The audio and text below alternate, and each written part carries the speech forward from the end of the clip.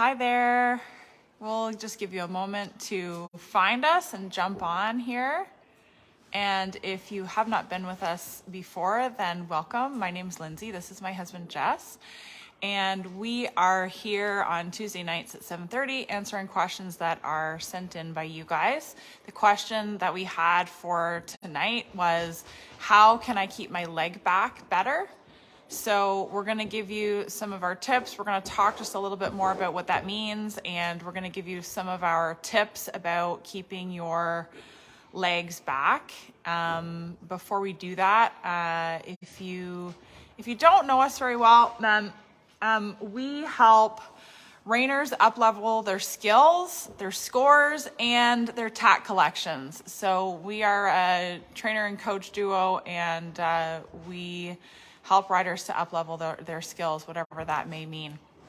As we go along, you are welcome to ask questions in the comments, and we'll try to get to them while we're live. If we don't get to them while we're live, we'll come back and try to answer them after. You can ask those questions anytime, and we will try to get back here and get them answered for you. Hi, Daphne. Okay, it looks like some of you are finding us and we're on. Okay, so the question for tonight was, how can I keep my leg back better? And before we go into that, let's just go over what it actually means. What does the rider mean? So if somebody isn't quite sure, somebody that's watching isn't quite sure what that rider is talking about, can you just elaborate on that a little bit? What does it mean, keep your leg back? So I think when we're talking about keeping our legs back, keeping our leg underneath our body, we always refer to it as an athletic position, the same as if you're playing any sport. Your knee's bent, so your shoulder, your hip, and your knee are going to be in alignment. Your shoulder, your hip, and your heel. Sorry. Yeah, your knee's a little ahead. I didn't do very well in that whole parts of your body. Anatomy. So by keeping that lined up, we're not bracing in the back of the saddle with our feet forward. We're not tipping forward with our feet back. All things that are throwing us out of balance. And because they're throwing us out of balance, we're not helping our horse in any of the maneuvers. If we go to lope off and our feet are stuck out in front, we're going to be on their backs and kind of pushing them down. If we're doing the vice versa, then we're having the fronts and anything that throws us out of balance. A lot of people will try to brace and put their feet forward. So that's why we end up in this conversation. Okay, so that also kind of covers why does it matter. So what it means to have your leg forward is that your heel is ahead of your hip, your shoulder, and your ear. And why does it matter? Because if it's not, then you're not in a balanced position. You yourself are not balanced, which means that you're having to compensate using either your saddle or your horse is having to compensate for you, right? Yeah, and I think, in the Western world a little bit, everybody thinks you can brace into those saddles a little bit more. And I guess you can physically do it, but it's not good, and it's not good for your horse. It's not good horsemanship. And anytime you're off balance, no matter what discipline you're in, you're not helping, so then you're hurting that horse. Mm-hmm. What are your tips for it? My tips for keeping the leg back would be, so first of all, one of the reasons why the legs come forward is that our bodies were not designed to sit on the back of a horse. So what happens when we try to sit on the back of a horse and wrap our legs around is, with limited flexibility in our hips, our legs swing forward so that we can stay back with our upper body, or our upper body comes forward and our legs kind of swing back. But most of the time, our legs swing forward and even our upper body comes forward and our legs are forward. So first of all, we have to know that we're kind of working against the way that we are built by nature. We have to develop flexibility in our hips if we want to be able to sit comfortably in a balanced position on the horse. It's a little bit easier for men than it is for women, just the way that we are built. Men have their legs are set apart a little bit wider, so they don't have to build as much flexibility to just have their legs hang down on the horse's side. Women have to work at that just a little bit more. But my top tip would be that doesn't mean that men have a harder time, or sorry, that men don't have their legs come forward, because they do. So my top tip for keeping your legs back would be first to try to develop some flexibility in your hips. That could be through stretches, it could be through yoga, it could be through some kind of physio. If you've had some old injuries, definitely doing your physio exercises and that kind of thing. There are some exercises that you can actually do on the horse's back, and I teach those in the equitation clinics that I do. They're actually, for the Momentum members that are watching, there are actually some exercises, the Winged Victory exercise that's in Momentum. If you haven't accessed our trot video, there's a free trot video series, and in it I'm demonstrating how I'm opening up my hip in the posting trot. Opening your hip up in the posting trot is a great way to develop some flexibility there. And actually, we're going to continue to dive deeper into all of this inside of the Equitation Accelerator, which is coming up.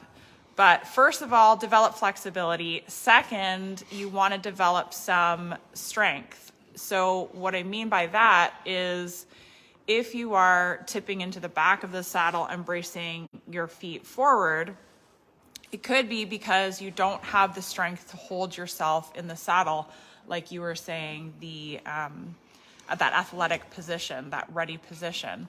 So developing some strength in your abdominals, in your lower back, even in your glutes to support your lower back, so that you can hold yourself comfortably in the saddle on the horse in motion. And then developing some strength in your hamstrings so that you can use your hamstring to pull your leg back when it inevitably does push forward. Those are my top two tips. Flexibility and strength, you can actually develop them at the same time as long as you have a good workout program. Or if you do some exercises on the horse, the ideal situation would be both, doing some on the horse and doing some off the horse. There's one thing I do disagree with you on though. What's that? You say that men have it easier than women. No, we don't. Okay. It's like when we get sick. We get sick worse. It's harder for men. We work harder at this. Oh, you're than women comparing do. this to a man cold? Yeah, we work harder at this than you do. Oh my gosh. Okay. Let's move on to our tack item of this week. Our tack item for this week is the 1/2-inch one pad, which is on our shop. I'll add the link here when we're done, but Vanna White over here is going to give us the you got to step into the camera. Well, it's hard to see where Yeah. Okay, so that's the 1/2-inch one pad. Can you give us the sales pitch on it? Why do you like them and why do you ride them? biggest reason we use a lot of them. You can use them on a fat horse.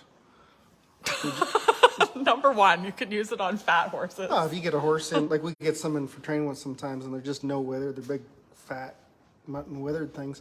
You don't need a full 1-inch pad to bring you off a little more. And then the other one is, we take like a 1-inch pad on a normal horse, take it down to a 1/2-inch to show, plus a show pad, and then you have the same feeling. Instead of trying to throw like a show pad over top of a 1-inch pad, and then you feel like your legs are spread out that little bit extra. They work really well under a show pad, really good for fat horses or bigger Horses with no withers. Yeah. Mm-hmm. I like those. That's what I use the 1/2-inchers on those in the barn. You know, if they just haven't developed yet and they haven't developed that wither and they just have that fat up in there, I like those a little better than the 1-inchers. Perfect. And why a one pad in general? So that's why you like the 1/2-inch. Why do you like the one pad? I like using the one pads because they last, they hold up well, they hold good on a horse's back. with that type of neoprene that's on there, they actually stay in place and they're not rolling around as much. And they just hold on well. What did we figure out? We've been dealing for them for what, 12 years, 13 years? Yeah, and riding horses all day, every day. Mm-hmm.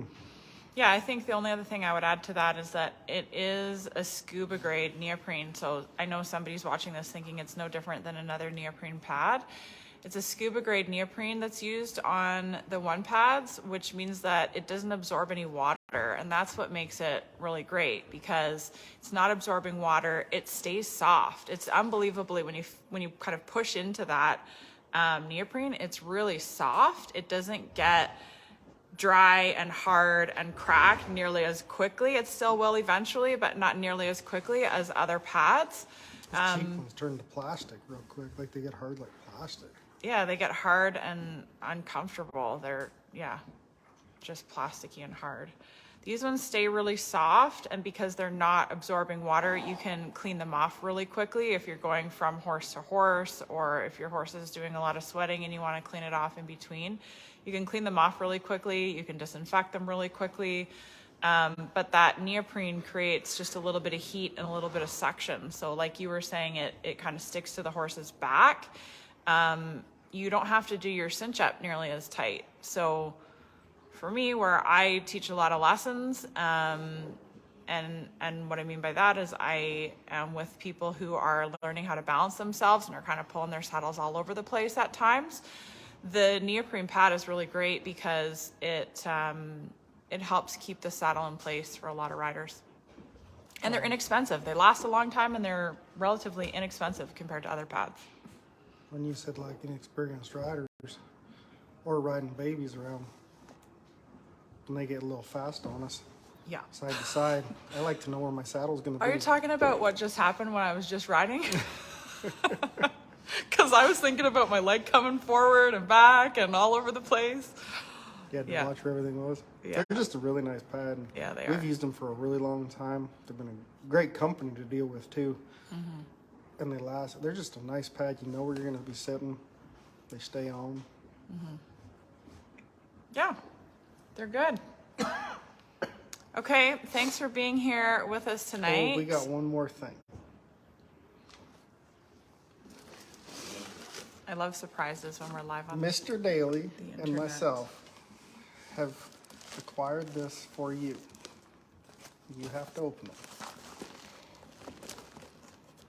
I'm really worried right now. What am I opening up? This is just for you. Is John watching? Yeah, he'll be on there. Oh, geez.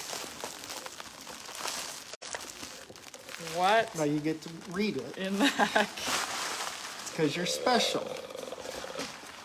Oh my gosh. Bob's Custom Saddles International top saddle sales. Lindsay Hayes Cofal.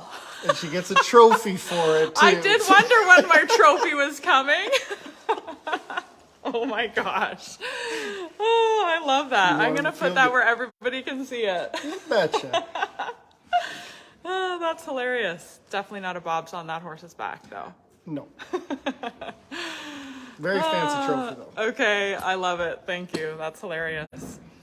Okay, thanks for being here with us, you guys. I hope that that gives you some good tips for keeping your horse's leg back keeping your leg back, not your horse's leg back, keeping your legs back. And if you were thinking about the one pad, gives you some of the information to fill in the blanks on the one pad.